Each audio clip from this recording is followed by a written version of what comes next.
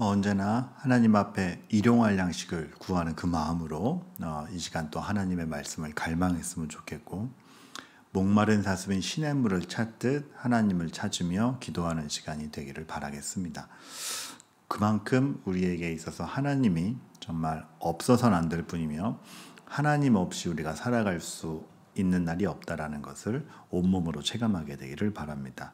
하나님 말씀은 욥기 36장 5절에서 12절 말씀 읽도록 하겠습니다. 하나님은 능하시나 아무도 멸시하지 아니하시며 그의 지혜가 무궁하사 악인을 살려두지 아니하시며 고난받는 자에게 공의를 베푸시며 그의 눈을 의인에게서 떼지 아니하시고 그를 왕들과 함께 왕자에 앉히사 영원토록 존귀하게 하시며 혹시 그들이 족쇄에 매이거나 환난의 줄이 얽혔으면 그들의 소행과 악행과 자신들의 교만한 행위를 알게 하시고 그들의 귀를 열어 교훈을 듣게 하시며 명하여 죄악에서 돌이키게 하시나니 만일 그들이 순종하여 섬기면 형통한 날을 보내며 즐거운 해를 지낼 것이요 만일 그들이 순종하지 아니하면 칼에 망하여 지식 없이 죽을 것이니라. 아멘.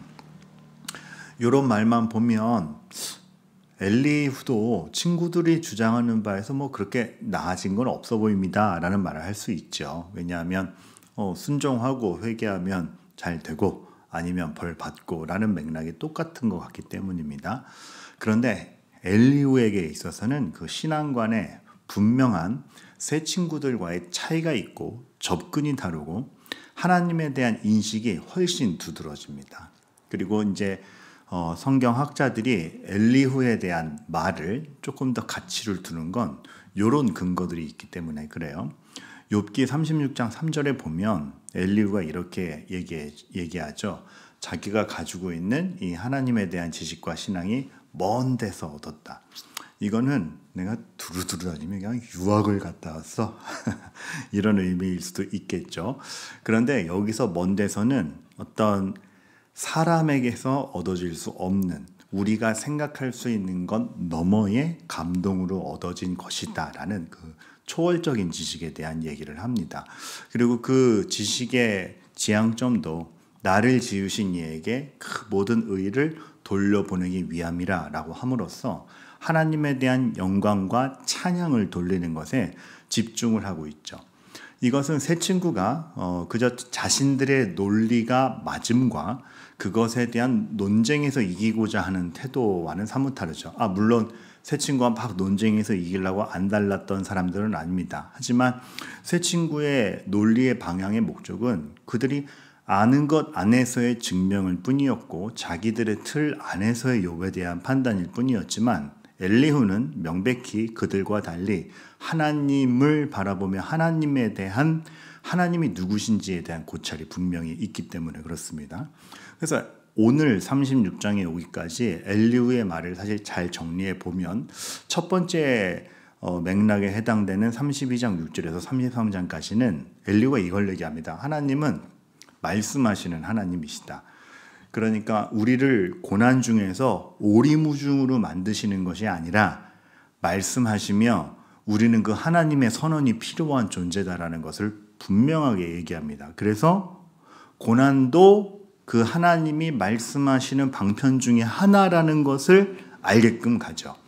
그러니까 고난을 단지 형벌의 하나로 보았던 새 친구들과는 굉장히 맥락 파악이 훨씬 입체적이라는 걸 우리가 볼 수 있습니다.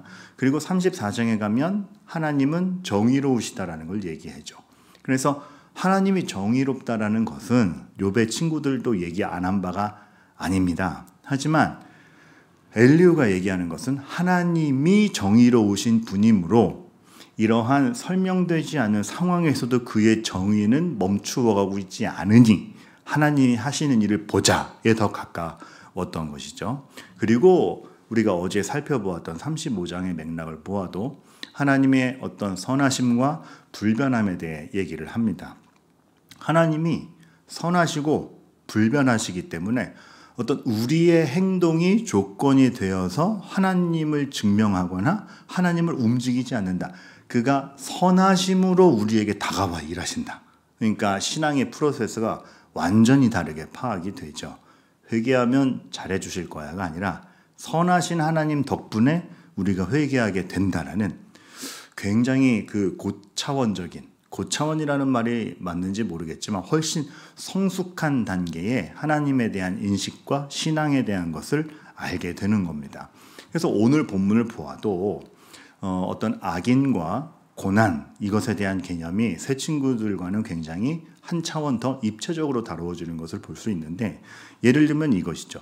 악인을 살려두지 아니하시며, 이건 맞아요. 하나님께서 악인을 벌하신다. 이건 뭐 누구나 나올 수 있는 건데, 고난받는 자에게 공의를 베푸시며가 나옵니다.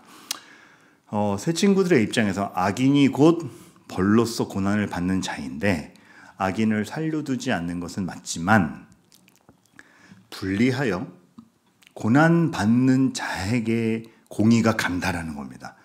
그러니까 악인이니까 벌로서 고난받아가 아니고 그 고난받는 자에게 그 고난 자체가 공의를 베푸시는 방법일 수 있다라는 안 나오던 개념이 나오는 거죠. 그래서 8절에 여기까지 가는 겁니다. 혹시 그들이 족쇄에 매이거나 환난의 줄에 얽혔으면 그건 벌이야가 아니라 그들의 소행과 악행과 자신들의 교만한 행위를 알게 하는 방편이다. 다르죠. 그래서 그들의 귀를 열어 교훈을 듣게 하시며 명하여 죄악에서 돌이키게 하시나니가 되는 겁니다. 친구들에게 있어서 고난받는 자는 그냥 그 고난으로서 결과인 겁니다. 악함, 벌. 근데 엘리후에게 있어서 고난을 받는다면 하나님이 지금 그 고난을 통하여 선하고 의로우시는 일을 해가고 계신 거다. 그래서 어떻게까지 돌이키는, 악으로부터 스스로 돌이킬 수 없는 자가 돌이켜서 오는 과정으로서 이런 것들이 허락될 수 있다라는 것이죠. 그러니까 하나님은 악인 보면은 벌하시는 하나님이 아니라, 물론 맞죠. 근데 먼저는 악인을 돌이켜서 의인으로 만들어내는 하나님에 대해서 더 큰 찬양과 찬사를 보내고 있는 겁니다.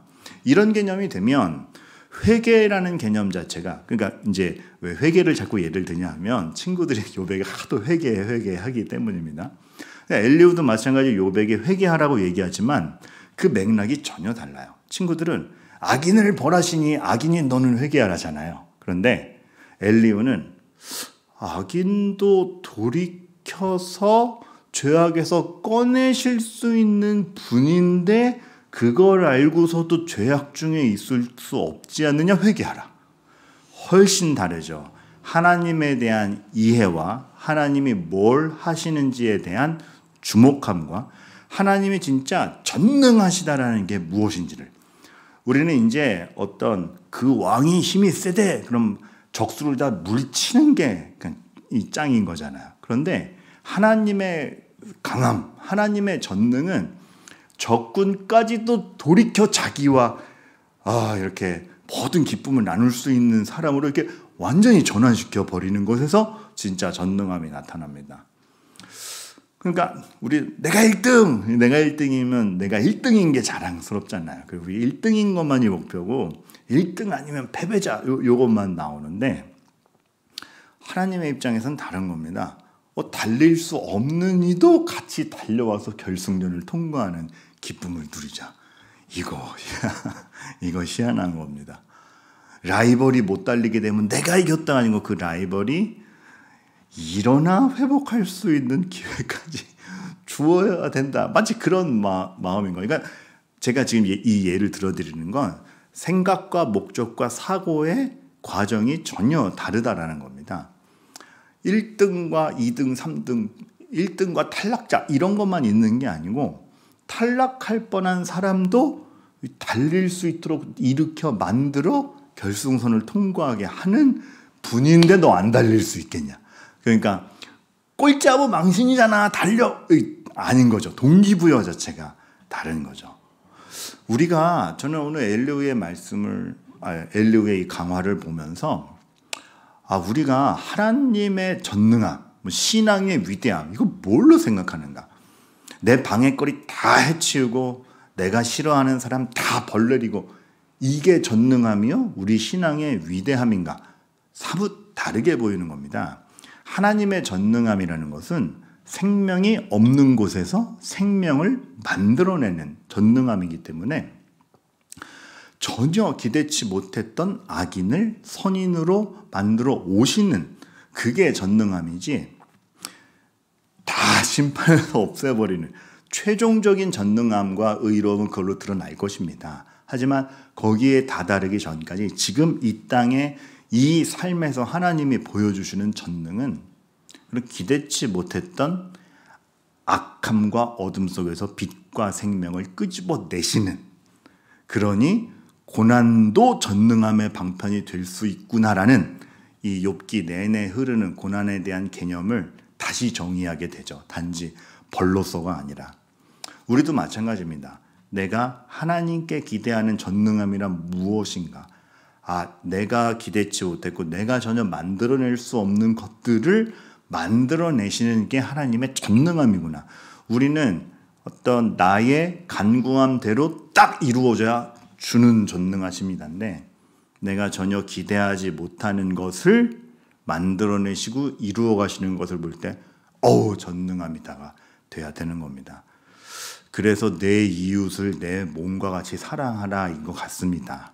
우리는 원수가 부셔지는 것에서만 관심이 있는데, 그 원수를 내 몸으로 여길 수 있을 때까지 나도 만들고 원수도 만들어가는 그 말도 안 되는 상황.